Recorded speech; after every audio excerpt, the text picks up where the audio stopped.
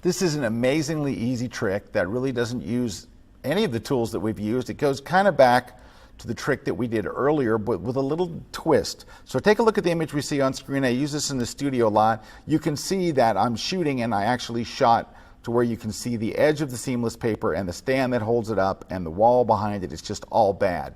So I'm going to show you a really quick way to get rid of that. All you have to do is this.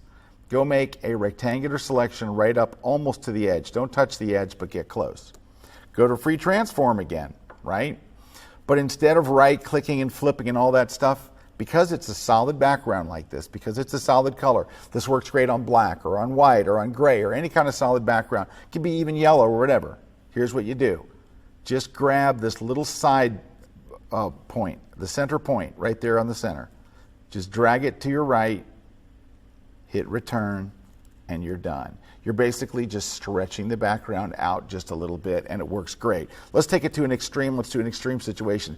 Let's look at this image. So in this particular image, you can see a lot of the background, and I want to fix this stuff up. So let's do this.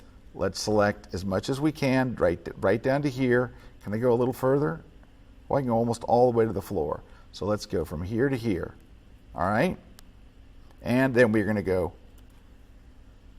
Command T on Mac, Control T on Windows to bring up free transform. Drag over that way. All right. Now it's going to be tough on the other side. Let's try the top. Let's get as much as we can here. Go as far as you can on the paper. Free transform. Drag up. We're getting close.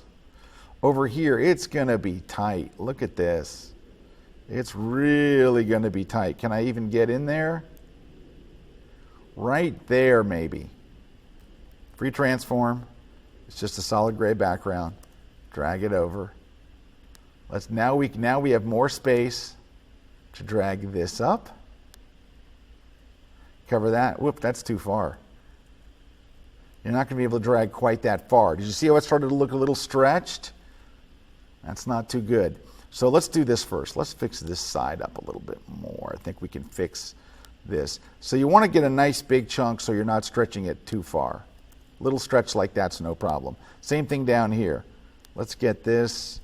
Actually, we're going to need to get this. It's going to be a long stretch to go all the way. We're not going to make it all the way over there. I actually did okay. Then up here, let's try to stretch this a little that way. There we go. And then we'll stretch. Actually, that didn't look very good, did it? All right, let's undo that. Let's stretch this upward.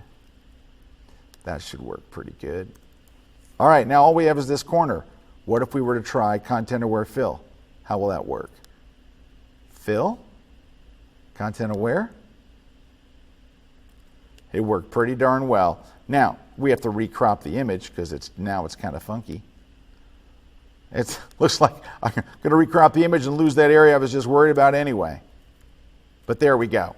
So just a little quick studio fix. I've had to do it a number of times. You saw what the downside is. If you take a little piece and you drag it too far, it can start to look stretched. Depends on if there's texture in the background. If there's not really any texture on the paper, you're good. If there's little texture, it can start to look stretched. But at least now you know what to look for.